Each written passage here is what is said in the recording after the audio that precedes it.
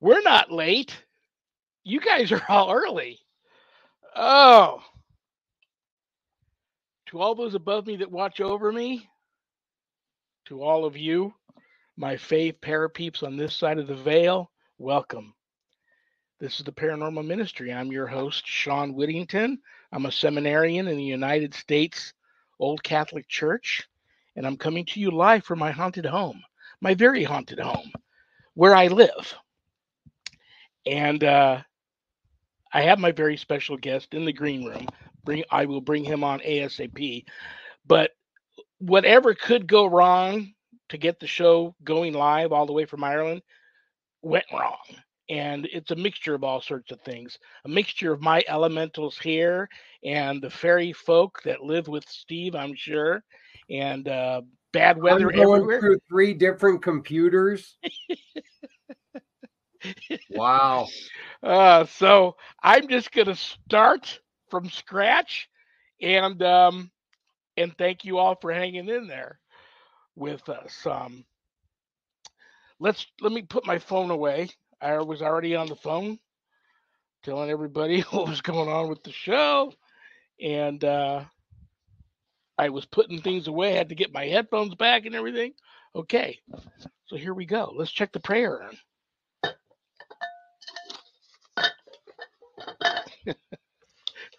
Hang in there, Steve. We'll be with you in a second. Tammy B from Arizona. I had COVID bad at the start of the pandemic. Oh, well, God bless you that you're still with us. Spent many months in the hospital. Whoa. When I finally got out, I lost my job. The company that I worked for closed, and I have been struggling ever since. Can you pray and light a candle that I get back on my feet, find a job, and not lose my home? Tammy, you're going to make me cry. I absolutely will do that for you. And when I need to really call in the big guns for some help, I go to my dearest and oldest friend, St. Jude. I offer this prayer up for Tammy. In the name of the Father, and of the Son, and the Holy Spirit. Amen.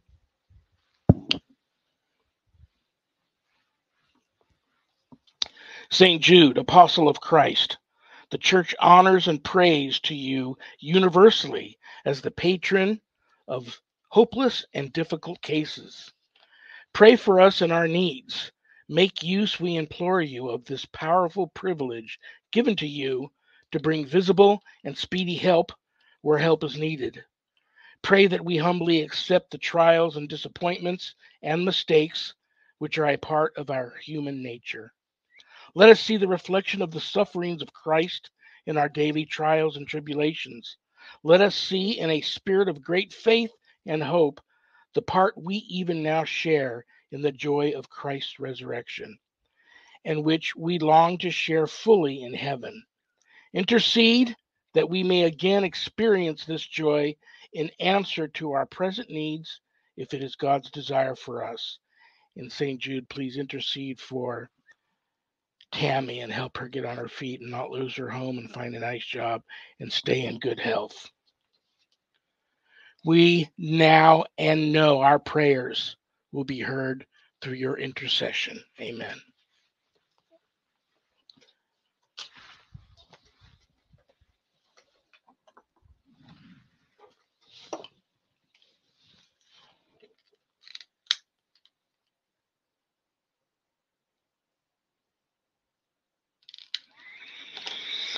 Tammy, may the Holy Spirit enter and intervene in your life right now and remain with you on this journey and on to the next. God bless you.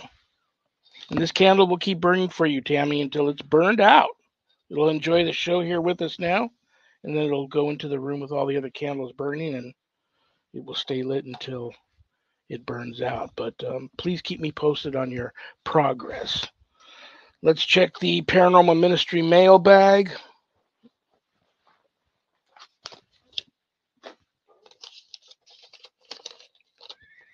Jim H. from California.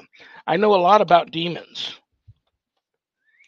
How can I become an actual demonologist and learn to be an exorcist? Okay, Jim. Usually when I answer this question, people get mad at me. I don't mean to make you mad, but in my humble opinion, it can't be done. It's a calling. And I hope you heed this warning. If you feel a calling, by all means, get some training and find out through your mentors if they feel that you've been called to the deliverance ministry or the ministry of exorcism, or um, or just how good of a demonologist you are once you learn all that. Um, it requires some boots on the ground, actual real time experience dealing with these things too, to find out. But be very careful, because if you haven't been called to this ministry, demons will chew you up and spit you out, and you probably lose your life. So that's my advice. Get some training, and keep me posted on that. I do not teach people how to be an exorcist. I just don't. I'm sorry. It's my humble opinion, a calling. But like I said, get some training and keep me posted. I want to hear from you again, Jim, on how your path into that field is going. Okay, anything I can do to help, advice wise, reach out to me and just ask. Okay. All right, guys. If there's anything you want to know about my wife and I and our ministry work, go to our website, www.ghost-b-gone.biz. If you go there to visit, remember, we don't charge for our ministry work helping people with their paranormal issues. So I know times are tough. But if you notice the donate button and you're able to do so, click on the donate button and send us in a small donation for our ministry. I promise you it'll be appreciated from the bottom of our hearts. And trust me, we'll put it to good use.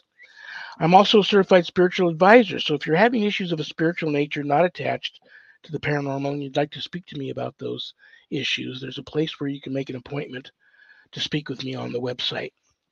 Don't leave the website without navigating over to the page called the WSE course/book. On that page, you'll find the Ghost Store. A lot of cool things to purchase in there if you go for that sort of stuff.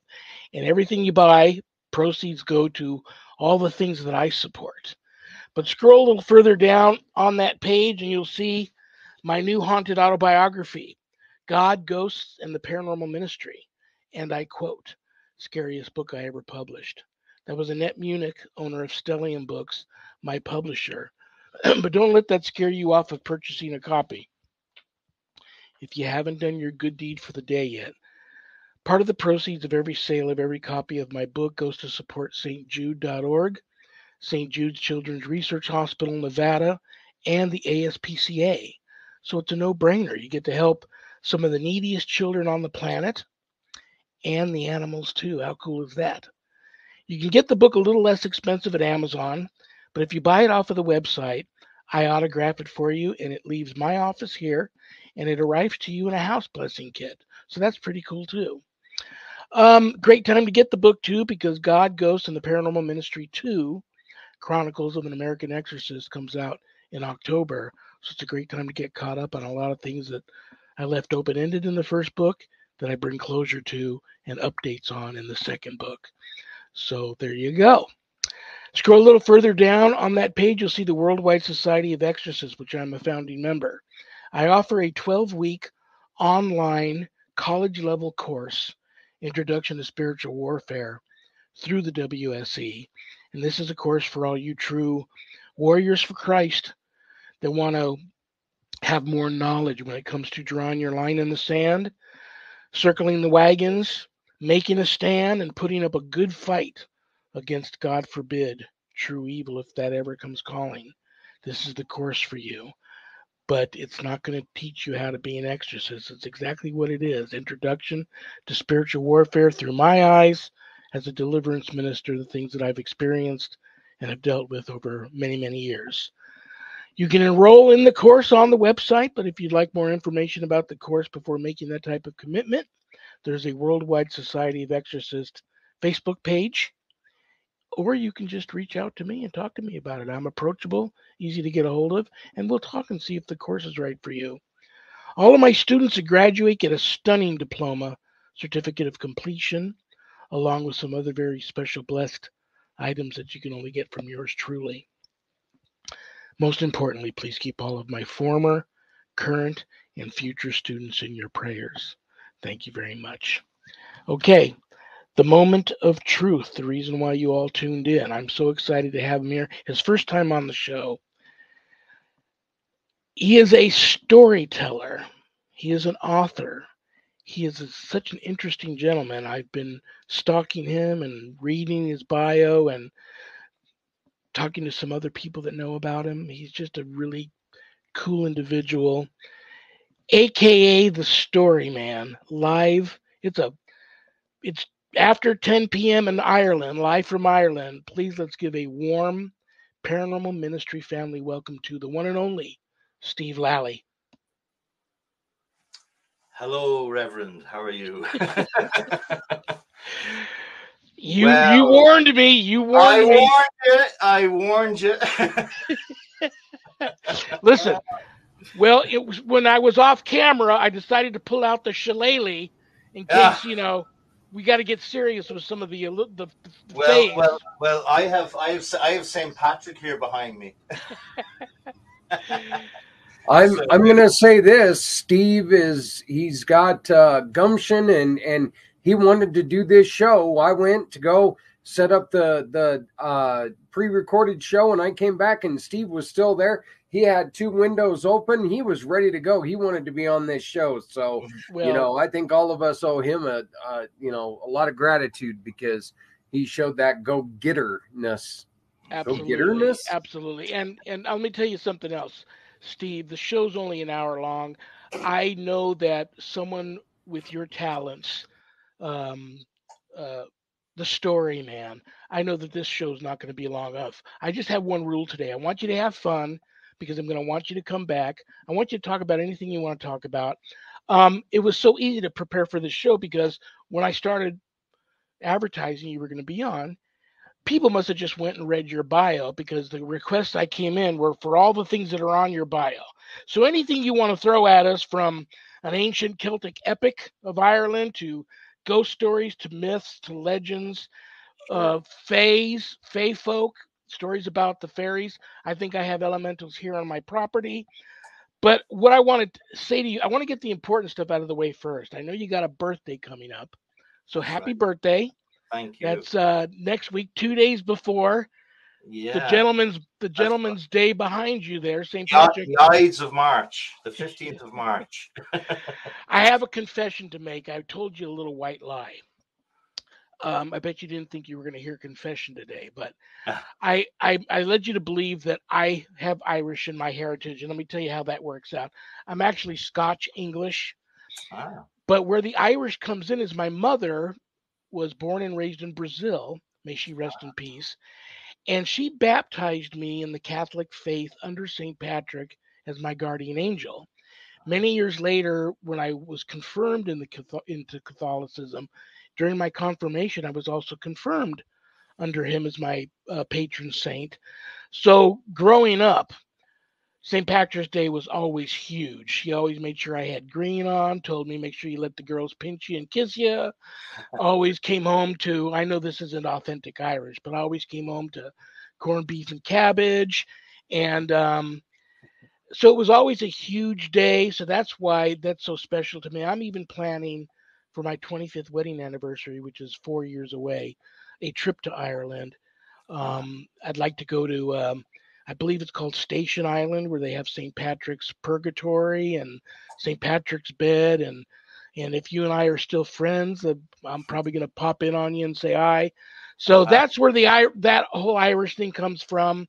But I'm going to shut up now. I know people want to know about you, where you were born and raised, and then just tell us anything you want to tell us, brother. Okay, thank you and thanks for having me on the show, and thanks for letting me come on, because the good folk, they'd like to make things a little bit difficult, they certainly do, and they're definitely here. They are here. Oh yeah. So Steve Lally is my name. I'm a professional storyteller. I've been working as a professional storyteller for 15 years. That's basically how I make my living. people say to me, "What do you do for a living?" And I say, "I'm a storyteller." And they go, "No, really, what do you do?" I'm like, "No, like I sound like one of Batman's enemies, the storyteller." You know. Yeah, I hear you, brother. But yeah, I mean, I working as a storyteller, I work in schools, I work in libraries, I work with older people, what's known as reminiscence work. I'm also the official storyteller in the Royal Hospital for Sick Children in Belfast. I've been their storyteller for 10 years. Wow. And you know, the staff in there, they say like laughter and is such a positive healing power. So they get me to come in and I tell the kids stories and make them laugh. And yeah, and that's part of what I do. And I collect stories. I collect all the old stories that have been lost because when the old people go, the stories go with them. So I collect them and I interview people and I write them down and put them into books. I've written a few. This is my first book, Down, Folktales, County Down in the north of Ireland. This is my second book, Kildare Folktales, which is my home county, County Kildare. And then I've written this one, Monaghan Folktales, another county in Ireland. It's a border county and bordering the north and the south. And then this is my piece de resistance. This was co-written with my wife, Paula, Irish Gothic, fairy stories from the 32 counties of Ireland. And it's actually hit the American market and it's doing really well. So, oh, God bless you, brother. So yeah, so that's sort of that's kind of what a little bit about me. But you know what, Reverend, I'd like to tell you as a story. You know, Please do, brother. that's what I'm I'm here. all I just between you and I. There's a lot of people that will either tune in now or catch the replay of the show that are excited that you're here, and everybody loves, at least the people that I know and love. Everybody just something about the Irish and Ireland that is just so just I don't know what it gets in your blood and it takes over your heart and like next Friday I will be Irish next Friday. I'll have I throw on my family tartan kilt and the wife and I go to some of our favorite Irish pubs and catch the parade and all that, but I'll be Irish next Friday and it is what it is. So anything you want to tell us right before you tell your story though, where can people go? I believe your website is www.storyman all one word.info. That's right, yeah. They can go there and find everything out they need to know about you, correct? Yeah, and if they want, I mean, if I mean, what I'm hoping to do is I'm because I've sort of been dragged kicking and screaming into the 21st century, and I'm seriously thinking about doing a podcast. So I'd like to if people want to check me out on Facebook, but also if you want to send me an email, it's stevelalleystories@gmail.com. And if anyone, wants to maybe, if anyone's interested in hearing stories, I'm going to set up a podcast. And if they want to get in touch with me, that's absolutely fine. Well, that's going to be beautiful. Your podcast is going to do very, very well. Well, I hope I so. will be one of your biggest fans. I promise.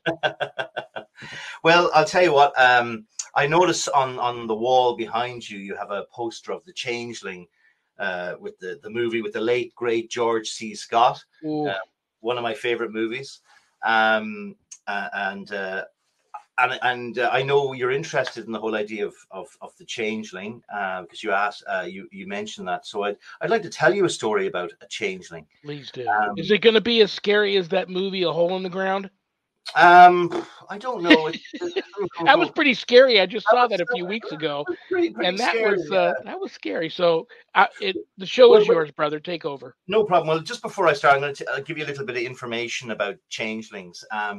The changelings, the belief was that they were children were stolen by the fairies, and in their place they left sort of a strange creature, which was known as a changeling. And it was believed that the fairies like to take boys and not girls. And so as a result, they would dress boys up as girls up until a certain age. And if you look at old photographs from the Victorian era, young boys are always wearing dresses. And that's where the christening gown comes from. Because before you're baptized, you're open to dark forces. Right up until the point of being baptized, you have a dress. And then in Ireland, we have a thing called a biddy doll, which is a doll, it's very Wicker Man, a doll made from straw. And we have the St. Bridget's cross, which is made from straw. And that's hung on a wall, and it's a protection against the fairies. So there you go. Now, so I'm going to start off with a little poem about the fairies, and then I'm going to tell you the story. So here we go. Well, it's here now I be sitting, and the neighbors are around to say, he had a brother and a sister that the fairies took away.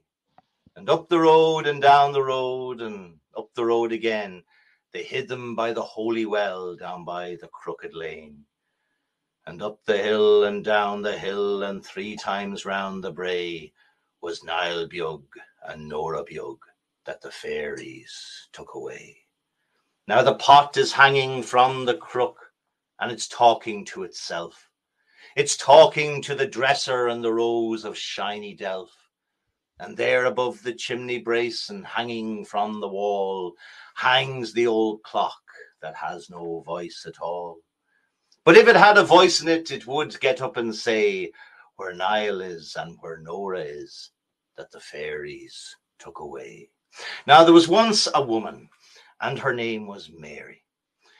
And Mary lived in County Kildare. That's where I'm originally from. And this is a long time ago. As we say in Ireland, fado, fado. And she had a little baby boy. And he was the apple of her eye. He was the cutest little thing you ever saw. He was like Baby Yoda, you know, gorgeous. And she just loved him. And he brought such joy into her life. And she never, ever, ever let him out of her sight.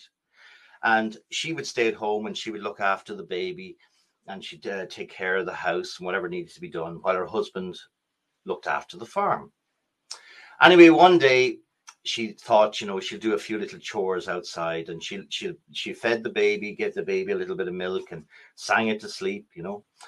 Dilly-o dowsa dowsa dowsa, dilly-o dowsa day, a dilly-o dowsa dowsa dowsa, dilly-o dowsa day. Shh. The baby was fast asleep. So she thought, I can go now and do my chores. So she went outside and she fed the chickens and she fed the pigs and made sure the cattle, the calves that were outside were okay, and did all her chores. And then she came back in. But there was a strange sound.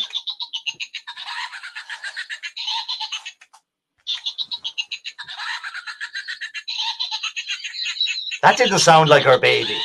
It didn't sound like her baby at all. And not only that, it certainly didn't look like her baby. Because standing up in the cot, now the baby was very young, the baby wasn't able to stand, but there it was standing, looking through the bars of the cot. Hey, you, Mammy, give me some whiskey and give me some tobacco, and I want it now. And she thought, my goodness, I didn't know the baby was able to talk like so quickly. And she picked the baby up, and the baby scratched her and clawed her and bit her and kept saying, I want whiskey and I want tobacco and I want it now. And she tried everything to calm the baby down. She sang to it. She tried to feed it. Every time she gave it a bottle, it would push it away and say, I want whiskey. And every time she tried to give it something to eat, it would say, I want tobacco. And no matter what she did, the baby would not calm down. And she walked from one end of the house to the other, and she tapped its back, and she did everything she could, but nothing would work. And then her husband came home from looking after the farm, and he couldn't believe his eyes when he saw this strange little wizened creature staring up at him. Looked a bit like Nosferatu, the vampire. Oh my goodness, he says, we'll have to get the doctor. So the doctor was called, and the doctor looked at the child and said, oh, I don't know what's wrong with this child, but there's nothing I can do to help. And the poor couple were beside themselves with worry. What were they going to do? But then her mother, her dear old mother, called around, and she saw the baby, and she said, oh, Mary, the doctor's not going to help you. You'll have to go and speak to Moll Anthony. Moll Anthony, the Ban Fassa, the wise woman. Now, in every village and every town in Ireland, there was a Ban Fassa, a wise woman. And the wise women, they knew the herbs and the plants, and they had what was known as the cure. And if you had something that you didn't understand, you didn't go to the doctor. No. You went to the wise woman and she'd give you the cure. So Mary went to Mal Anthony, who lived on the Red Hills. And Mal Anthony, well, she was sitting inside her little cottage. And just before Mary went to knock at the door, Mal Anthony says, "Come in, Mary, come in, till I be talking to you." "Sit down, Mary," she says. "You're here to talk about your little child, aren't you?" She said, "How do you know?" "I'm Mal Anthony," she says. "I know all." And she says, "What's wrong with my child?" She said, "Well, first of all, Mary, let me tell you something. That thing in your house is not your child. It's one of the children born at the beginning of time, the wee folk, the good folk, the Tuatha Dé Danann, the fairies. What you have there is a changeling. The fairies have taken your child and left that thing in its place." "What am I to do?" says Mary. "What am I to do?" She said, "The only way to get rid of a changeling, of a fairy, is to get it to admit that it's not human." "How am I to do that?" She said, "Come over here and I'll tell you." And she called Mary over and she whispered into her ear. "Oh, really? Aye. Oh, okay. Really? Oh, aye." Well, Mary thanked Mal Anthony, and Mal Anthony never accepted money. So when she just gave her some freshly baked bread and a few potatoes, just for her dinner, and left. And she went back and she remembered everything that Mal Anthony had told her.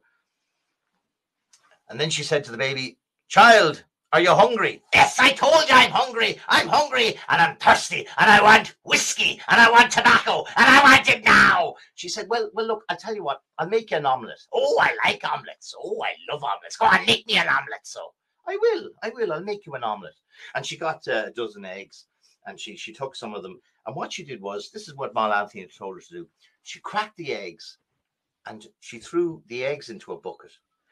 And then she put a pot onto the fire, boiled the water up, and threw the shells into the water.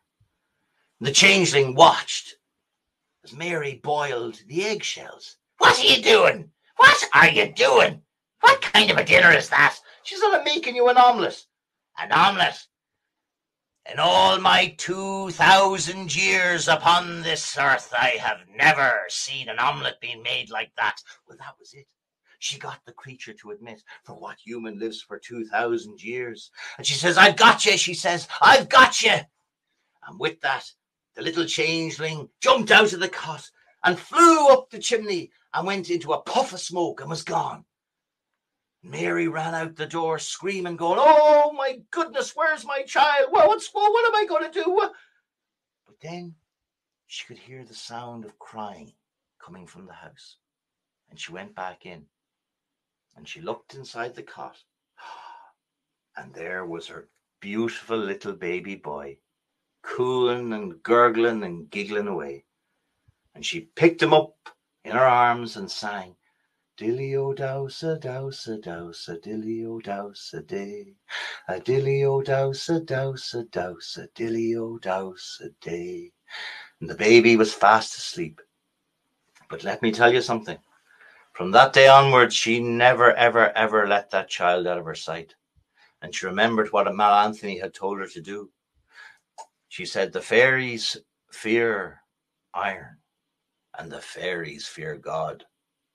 So put an iron crucifix underneath the child's pillow, and that will protect it." And to this day, that's what many people still do. They put a little iron crucifix underneath the pillow of a child to protect it. St. Patrick, Bridget, and Columkill, and all the angels burning bright, protect us all in the darkest night. There you go. Yeah, that gave me some goosebumps there, because you know what? Um, call me crazy, many have. I believe in all of that stuff, and I didn't know about the part back in the day that they used to dress the little boys as girls. I did not know that. Yeah. So here's the thing I want to tell you. Um, you know, intelligent, respected adults in Ireland will tell you don't build on a fairy mound or That's travel right. over it. Hmm. There's got to be something to that. And then you have back in the day them actually going to the extent of dressing the young boys like girls. Hmm. Um, and I've just seen too many crazy things in my life. And I'm telling you, I've had people in the many years I've been doing this, I've had people call me and fear that something has happened to their children and that the child that they have is not their child. Um, and some of the stories I've heard are just bone chilling. Here's my question for you. Let's say she didn't do anything about it. Hmm. What happens to the little what happens to the little boy, and what eventually happens to this changeling? And what happens to the people that are sort of kind of taking care of this changeling if they choose to just go along with it? Um, well, usually what happened was the thing about the changelings was they didn't live for very long. They lived for a period of time, but in that period of time, the parents would be absolutely driven, literally insane, and so it was really the what really happened was it was a situation where it was almost like you were forced to kind of seek help and to go to, and usually what happened was people would go to a priest, and the priest would know, and the priest would say start kind of something similar to what you do yourself, and some sort of a ritual will be performed to get rid of it. But the part of the problem was that in the old stories that people when this sort of thing happened, people felt that they were cursed. They felt that the devil was on them, and they were nearly afraid to go to a priest because they thought it was some sort of a reflection on them. So they usually went to what was known as the Ban Fasa, the wise woman, and they, of course, in later on, they would have been deemed as witches, I suppose, but they weren't witches. They were just women that, and there was wise men as well. I mean, they still exist. People like I'm from Kildare, where you have horses worth millions of pounds, euros, whatever.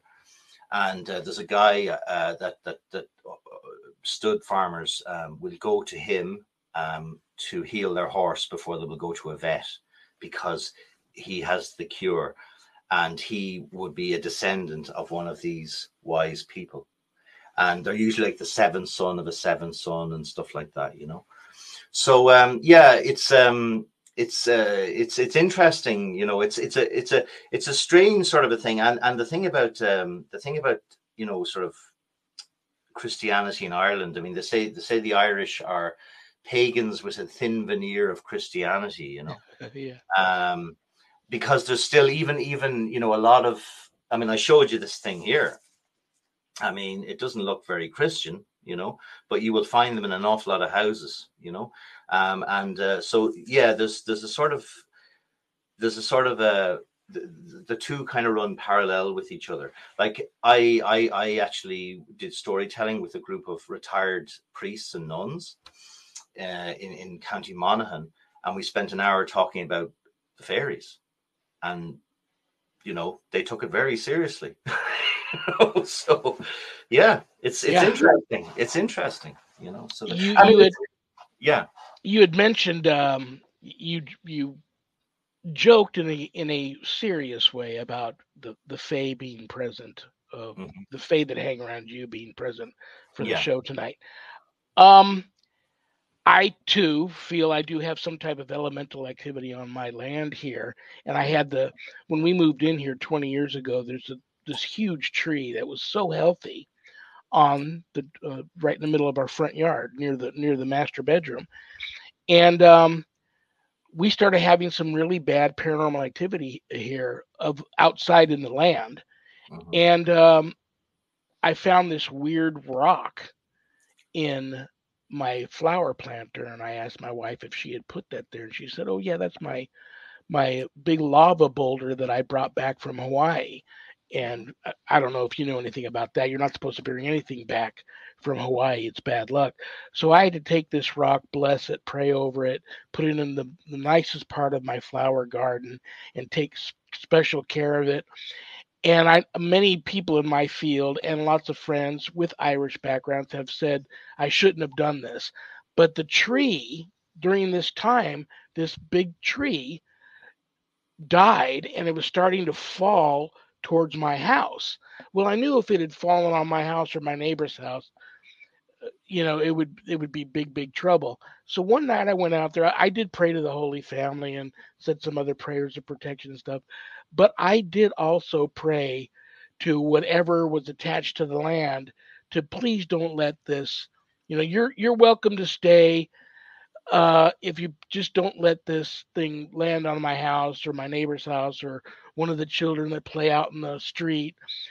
Um, and I'm telling you, it was falling on my house. And I gave some offerings. I dug a hole and I put some, peanuts and candy and money and whiskey and some other things in this hole and filled it in. And the next morning I woke up, the tree had completely lifted out of the ground and fell in the exact opposite direction that it was falling, missing my car, missing my neighbor's house, and it fell just short of the sidewalk so the kids could still play and it wouldn't hurt any kids. And I knew then. I said there was just I knew then.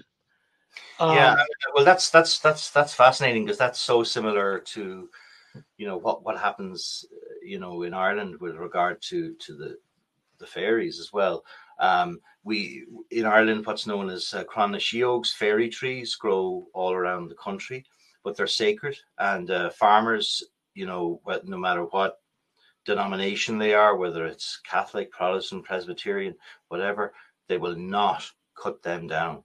They are sacred, and people will tie rags and stuff like that to them and leave offerings. And of course, Halloween, which Iha Hauna came from Ireland, and that goes back to that tradition of giving gifts to the fairies.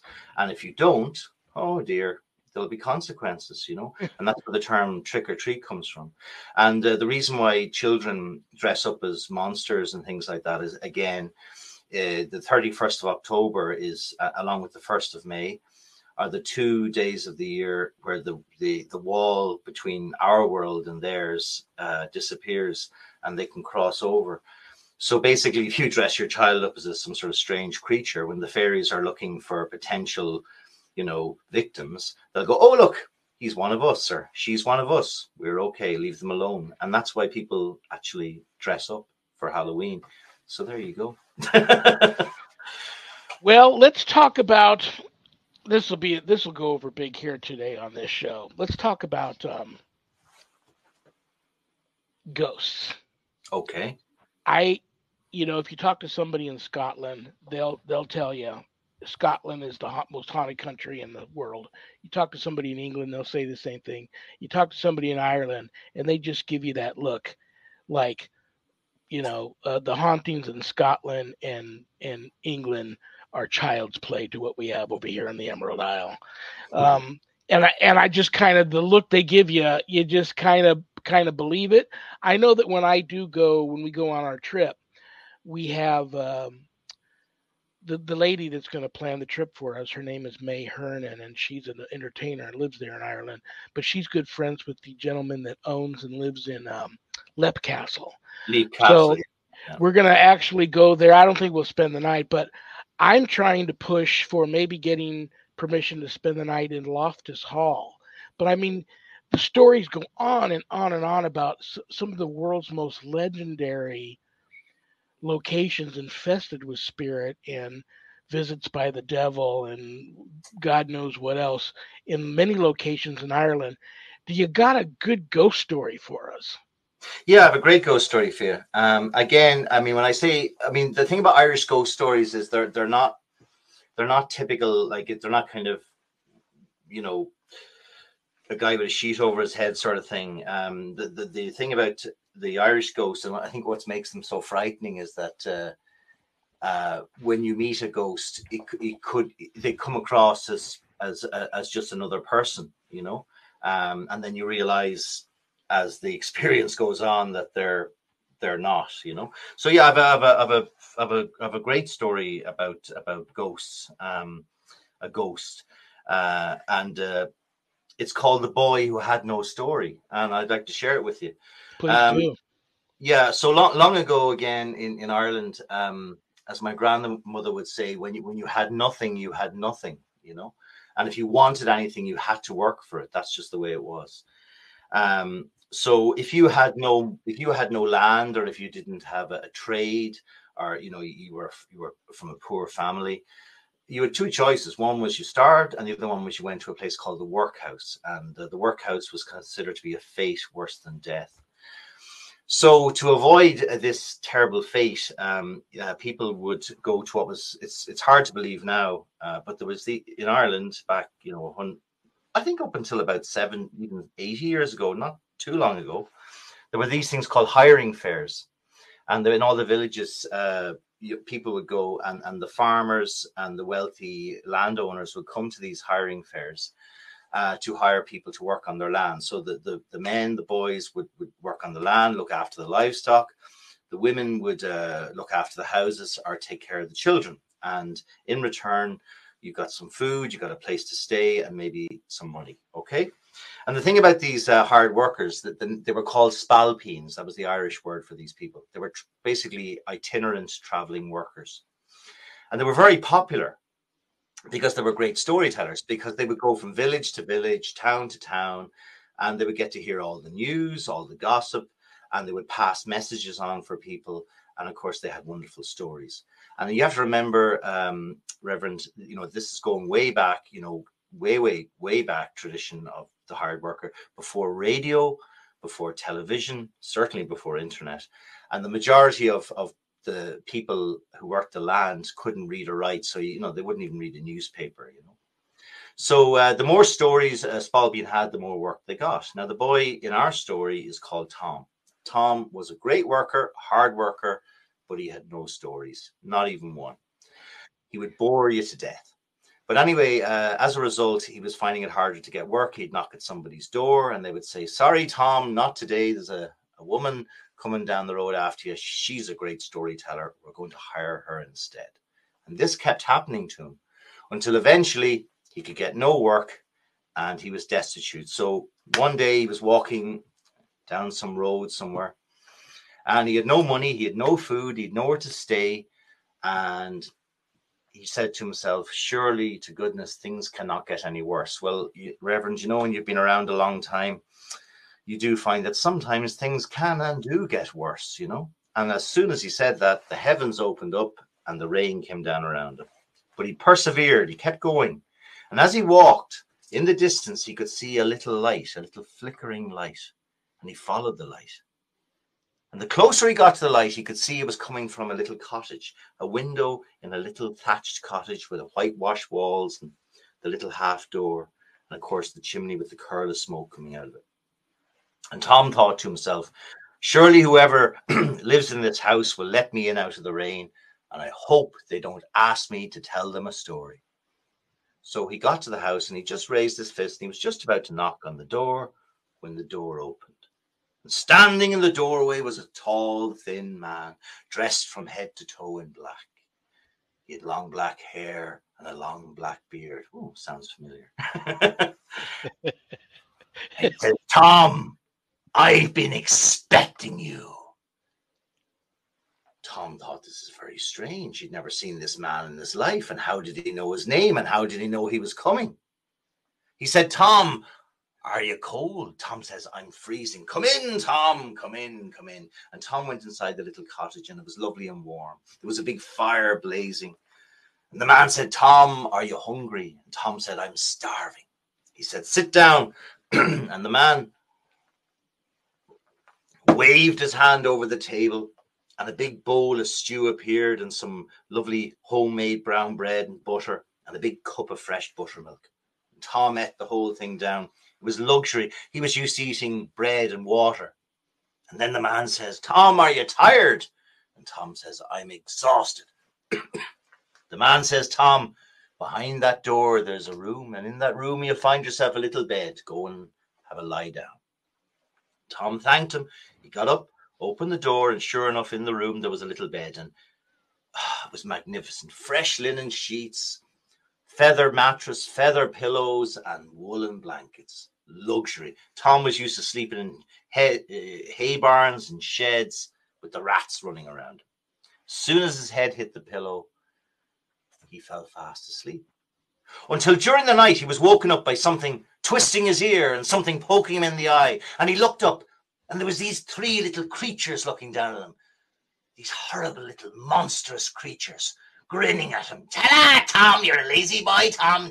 Tom. Lazy, lazy, lazy boy, Tom. We've got work for you, Tom. We've got work for you. And one of them grabbed Tom by the head and pulled him out of the bed, and he landed on the ground. And when he hit the ground, on the floor beside him was a coffin. And then the little men started to laugh and giggle and nudge each other. Who's going to carry the coffin? Tom will.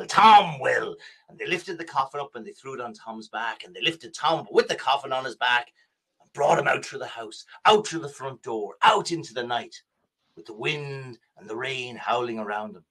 And they took him to a graveyard with a big wall around it. And they got very excited.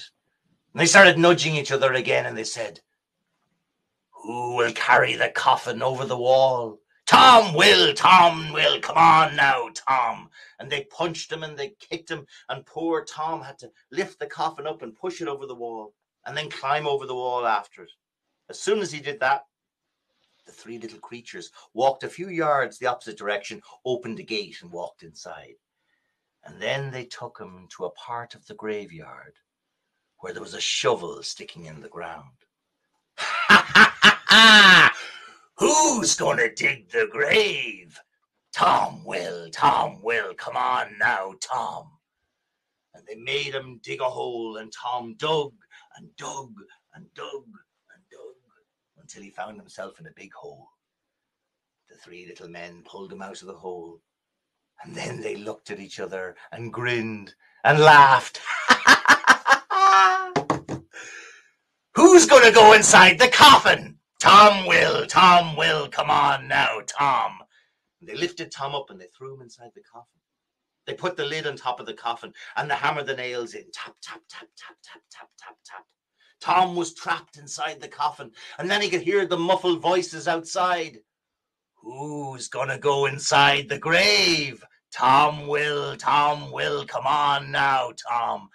And they lifted the coffin up, and poor Tom felt himself, boom, go down into the hole. And he heard the sound of earth being shoveled on top of him. He was trapped inside the coffin, fighting with the lining of the coffin, screaming for help. Help, help, somebody help me, please. I'll do anything. I'll even learn a story. And there he was fighting with the lining of his coffin when all of a sudden he found himself fighting with the sheets of his bed. It was just a bad dream, thank goodness. He lifted the sheets off the bed. He was still wearing his clothes and he had his boots on, and they were covered in mud. Very strange, most peculiar.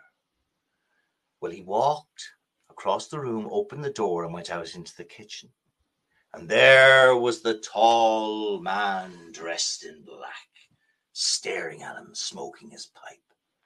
Good morning, Tom. Did you sleep well last night? Oh, I didn't. I'm afraid I did not. Oh, that's a terror, Tom. That's a terror. Tell me something else, Tom. Do you have a story to tell? Funny enough, I do, he says. And before he had a chance to say a word, the stranger stood up and said, Who will tell us a story? And the three little demons came flying down the chimney going, Tom will, come on now, Tom. Tell us a story, Tom, any story at all. Three little pigs, Little Red Riding Hood. Goldilocks, any old rubbish. We love stories. And they jumped on his shoulders and they started biting him and twisting his ears and poking him in the eye with their long, sharp fingernails. And Tom ran out of the house. He hit the ground and he thought, oh, that's it. But as soon as he hit the ground, the three little men disappeared, gone. And when he looked over his shoulder, the cottage had disappeared too. And all that was left was a ball of mist. But let me tell you something. From that day onwards, Tom the Spalpeen was never, ever out of work. Everybody wanted to hire him because Tom had the best story that anyone had ever heard. Thank you very much. Oh man. You get I'm gonna be thinking about that one all night. That's a typical Irish ghost story. You know, I had a witch on my show. I'm gonna have to wrap this up here pretty soon. Okay, no problem. In a couple of minutes. But I had this witch on the show. And I'm friends with everybody. I don't judge. You know, whatever you're into. As long as the person doesn't start, perverting their belief system and doing weird things. Yeah, sure. I live and let live.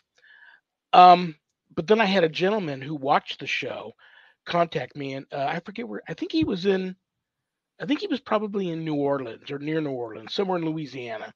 But he was born and raised on the Aran Islands. And he told me, you're the only person I know who could do what you do and still be friends with a witch. No one but you. And he kind of laughed it off. He said, you wouldn't really get that where I'm from. He told me where he was from. He said, yeah, even to this day, I don't know if you've ever been to the Aran Islands. He said, if you're walking down the street or driving down one of those roads, country roads, if you see an old woman kneeling in the grass on the side of the road, you dare not pass her, because there was some legend about, like, some of the people who weren't God-fearing in some of these rural villages had a village witch, and if someone had an illness, they could, like, pretty much sell their soul to this witch to come and take the illness off of this person, and then she would sit by the side of the road, and if she caught eye-to-eye contact with a passerby, she could pass that illness on to that person. Did you ever hear anything like that? Oh yeah, I mean, yeah, that's that's something. Like, there's loads of stories like that. There's a story about a guy with a hump on his back, and the witch took it away, but then somebody upset the witch, and the other guy ended up with the hump. So that sort of thing.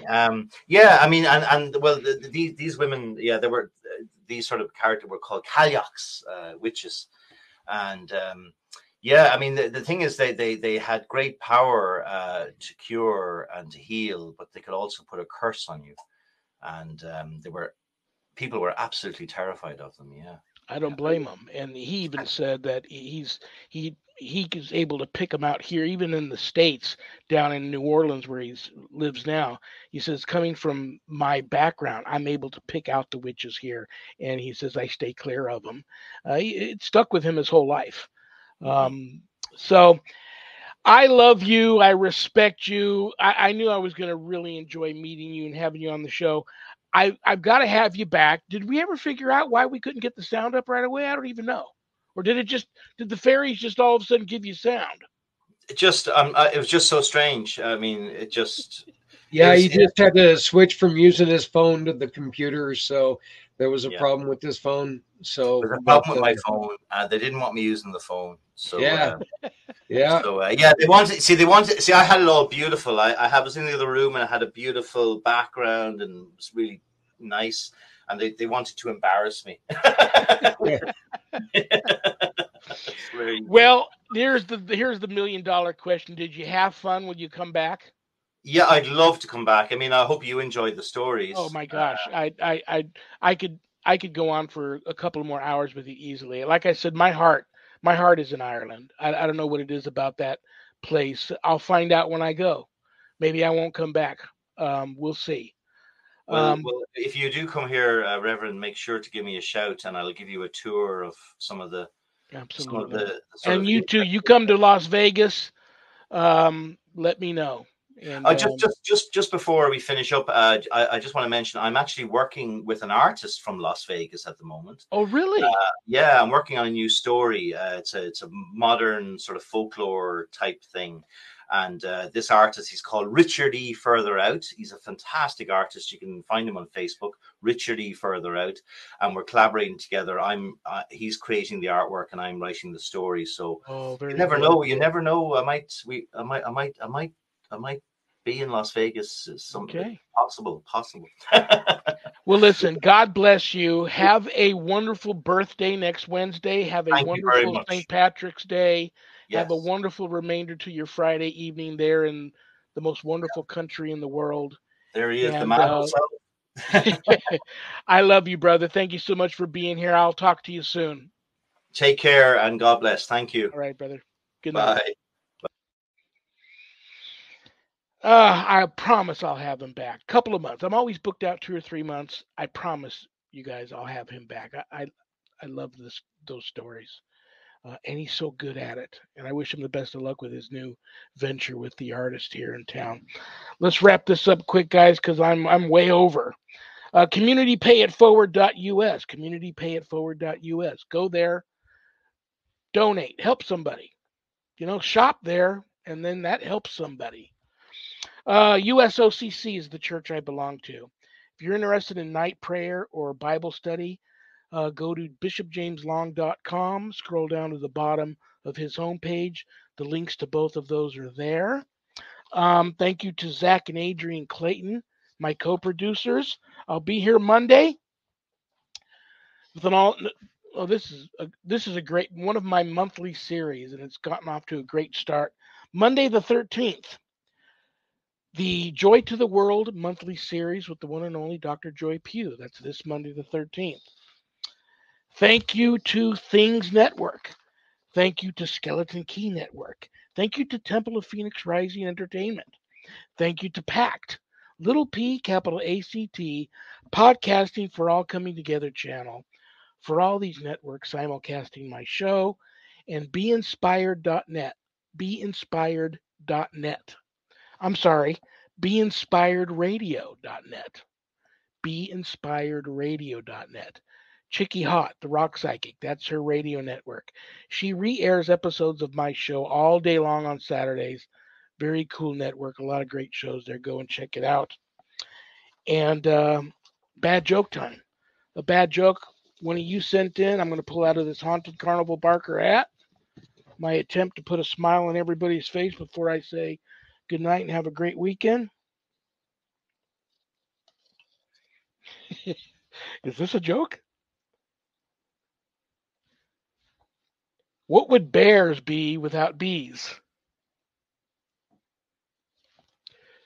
Good night, Danny. Good night, Jack. Good night, Dog. Good night, Harold. Rest in peace. Good night, Ernie. Good night, Bill. Good night, Dan. I love you all. God bless you all. Peace.